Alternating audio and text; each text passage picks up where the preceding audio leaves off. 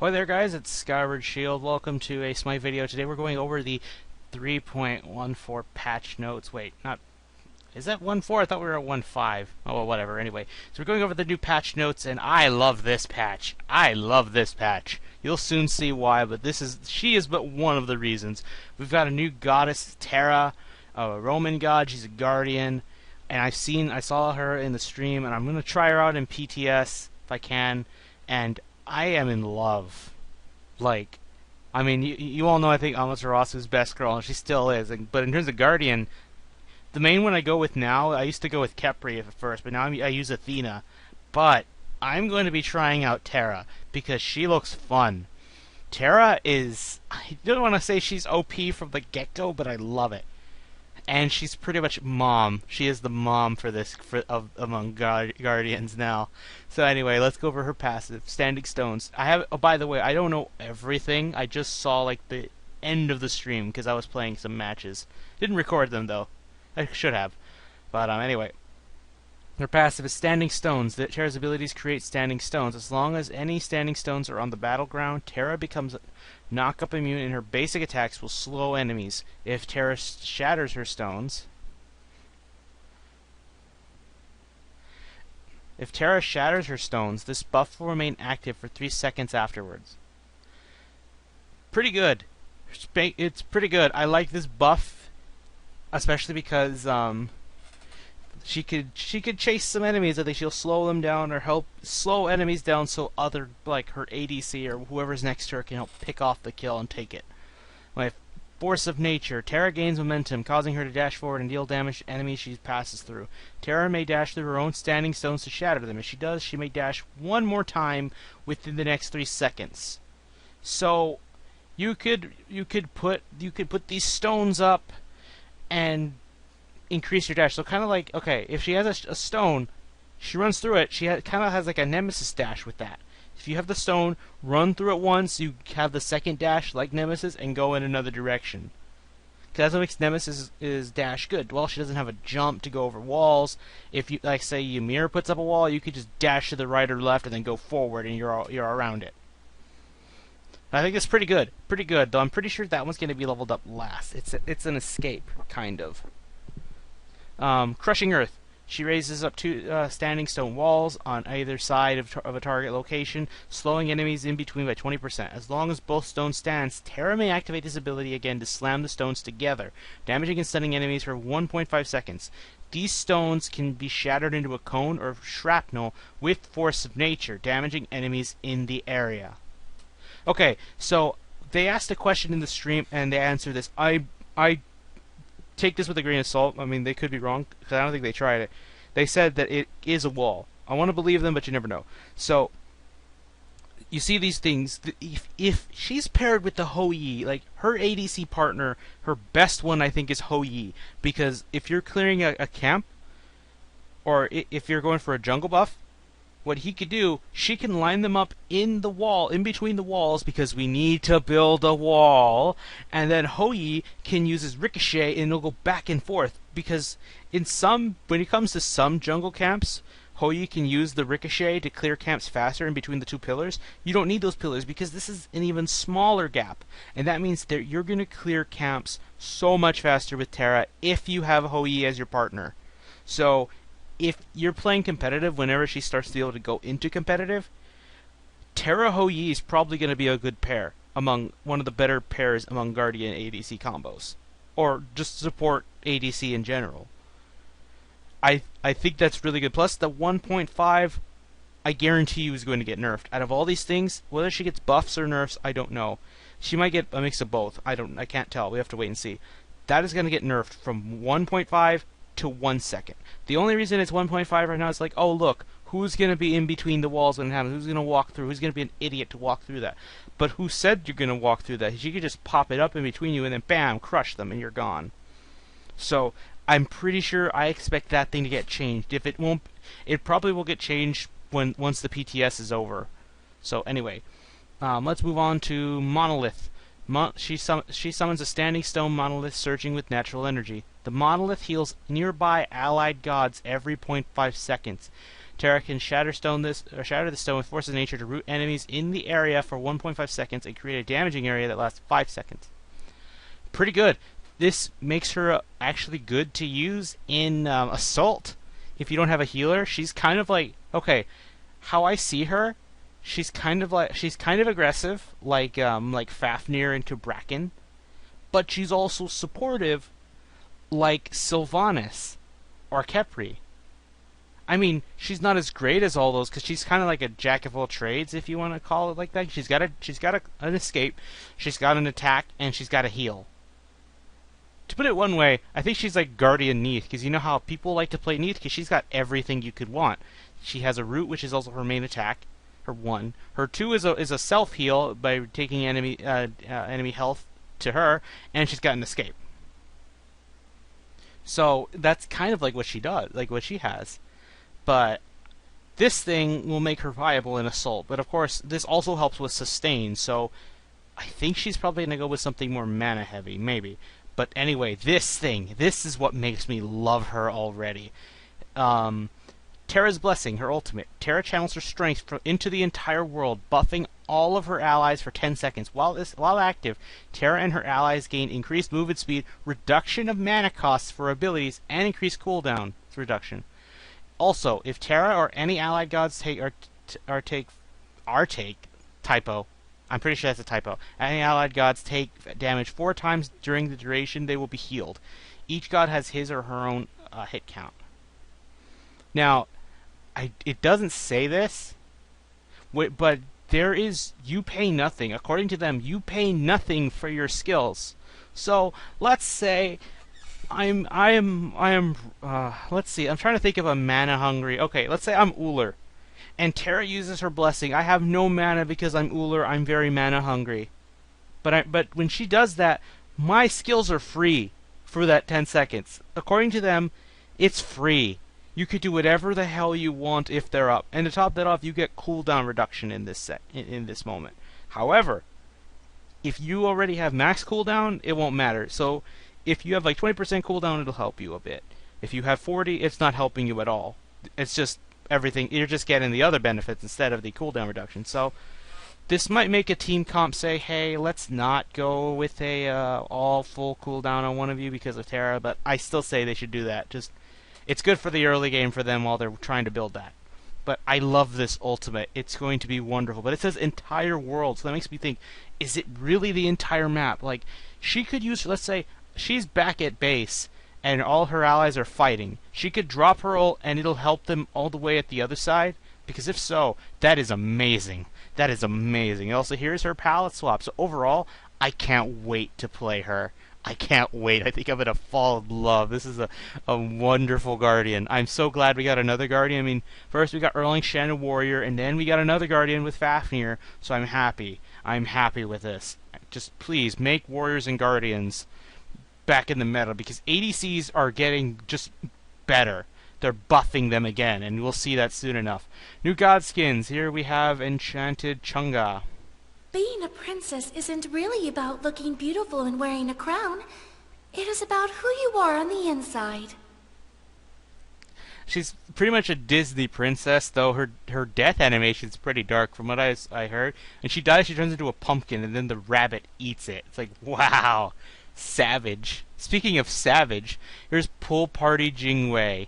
This is what I've been waiting for, and I fucking called it. I knew she was going to wear a one piece. This summer is gonna be hot! And this is what I also wanted. Her to keep her same voice. She kept the same voice actress, and I like that. Also, I'm going to throw it up on the screen. I'm going to show you 2 pictures. Her finalized art and one that was leaked out earlier today before. Look at the 2. The one on the left, the one with the sunglasses, is her actual art. But there's some differences. I mean, obviously there's the sunglasses, but they also changed her chest because I think they forgot. Oh yeah, Jingwei was a little girl when she died. I think they forgot she was a child. So yeah, if you like Jingwei in that way, kind of wanted to go to jail. You're falling for the lolly, guys. But yeah, enough anime references. So I just noticed that. I thought that was a weird thing. But I mean, no complaints, of course. However, part of me wants to believe that you see her squirt gun, and I saw it, I was like, oh great, it looks like they ripped off Splatoon. It looks like one of the Inkling guns in Splatoon. But I don't know if it's a reference to that. Either way, pretty cool. I didn't get to see her in combat, but we will soon enough. And Lord of Silence Osiris, his tier 2 skin, looks good. I like it. Anyway, we got some achievements for Isis, Serket, and Tyr. I will say this for Serket, it's spreading. You have to kill an enemy. Oh, no, never mind. I thought you had to kill 2 enemy gods with your poison, your last breath poison. No. So basically, you just gotta kill someone with with last breath, and then have it spread to 2 enemy gods. So never mind, we're good. I thought for a second there, yeah, it's gonna be BS. That's like really hard to get. Anyway, so let's go on to item changes. Death Toll got a bit of a buff when you increased mana per hit from 1 to 2. So Robin's essentially getting better. Erling Shen's getting a bit better. Pretty good on them. And now, this was meant for the assassins, I think, because of Bloodforge, because that's what they go for. But honestly, this is helping ADCs even more, because a lot of ADCs, because Soul Eater got nerfed, they're just going for Bloodforge. They're just gonna get other items like Odysseus' bow to make up for the lost attack speed, and just get Bloodforge along with it. So, Curse Gauntlet and Spike Gauntlet got a price reduction. Spike Gauntlet went down from 650 to 600, and Cursed Gauntlet 1465 to 1450. But that's not the important one. The important ones are the potions. Everyone was right in what they expected.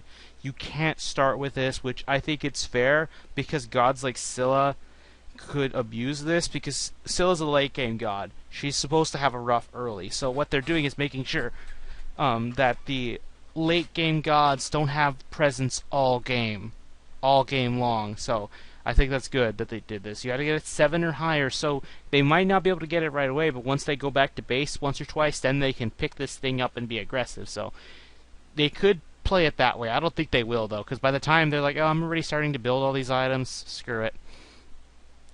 Anyway, god changes. Aphrodite fixed her meter. Artemis, she got a damn buff.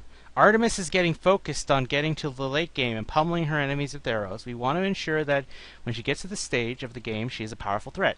Implying she never was a powerful threat. I have much salt against ADCs, in case it wasn't obvious. With an increase to her base attack power and attack speed per level, she will feel more powerful at the late stages of the game. She is powerful, man! All ADCs, pretty much all ADCs are overpowered because of all the items and what they build, because they're really cheap. Anyway, so her attack power went up from 2.05 to 2.5. Attack speed per level is 1.7. Bullshit. I don't like it. Bacchus getting a buff. Guardians and Warriors are getting buffed here. Bacchus, his intoxication debuff duration is... Oh no, he got a nerf. Excuse me. They went from 8 to 6. I thought Christy told me it was a buff, but no, it's a nerf. It's from the debuff is now 6 seconds. I think that's his ultimate, isn't it? Erling Shen. They fixed an issue where his dog would not is not proccing Stone Cutting Sword. They made his 9 turns blessing be more obvious. The healing got reduced and the scaling got reduced. I'm not surprised that he got a nerf, because he was really good, but I don't think he was overpowered. Fafnir, they fixed the glitch with him, good. Herc got a buff. This is what I was talking about. Warriors getting buffed, because to match the ADCs, Guardians and Warriors need to get buffed, because ADCs shred them. They're meant to, like, oh, I'm gonna tank everything you send.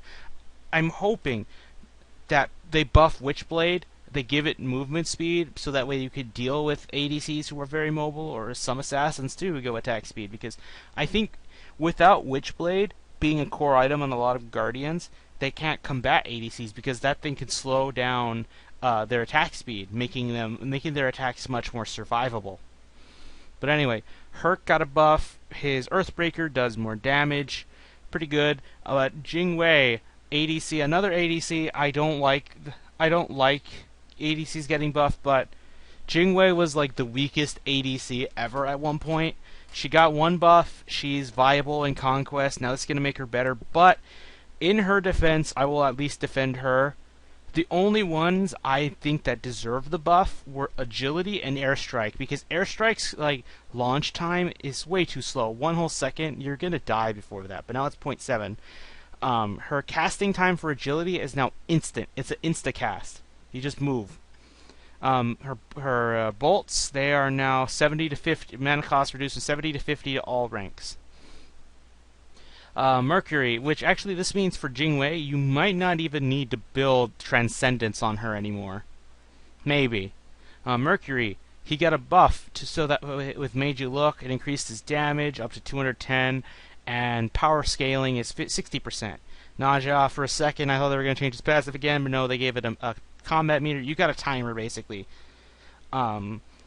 Next. This is what I've been asking for all my time in Smite. Make Raw America great again. And no, I'm not a Trump supporter. If you know me, you know I've been a Bernie supporter. But enough politics. That's for me in college. Raw getting a buff. Time to up your dosage of vitamin D. Destruction. Celestial Beam can now be used more effectively and more often with its mana reduction and scaling increase. Divine Light will also be more rewarding to use for more damage, allowing Ra to combo more effectively off this ability. Ra ka ka ka ka ka ka ka. Beautiful. Celestial Beams reduced mana cost. It went from the beginning 70 to 60 and at the end 120 to 80. Oh my god, so good. He can sustain a lot better now. Now, all I ask is they do something like this for Sun Wukong. He's the one I think that needs the next buff, because with his Cudgel, even with a mana buff, you can run out of mana, assuming you just did your one, every chance it came back up. His Divine Light has a power scaling from 30 to 40%, so it's going to be more likely to hit people now for the slow. It's good. It's really good. I'm so glad they buffed Ra. I mean, I wish they'd buff his ultimate a little, not power. Power's not my question. I wish they would widen the range of the laser just a little bit, just like by 2 or 3 ticks, and that's fine. Ratatoskr getting nerfed again. This is my problem. They're repeating history. I'm telling you, I feel bad for Rat fans because everyone complains. This is the problem. Rat's had this eternal issue of people complaining because he's all about speed. He's all about chasing, like Susanoo, for example.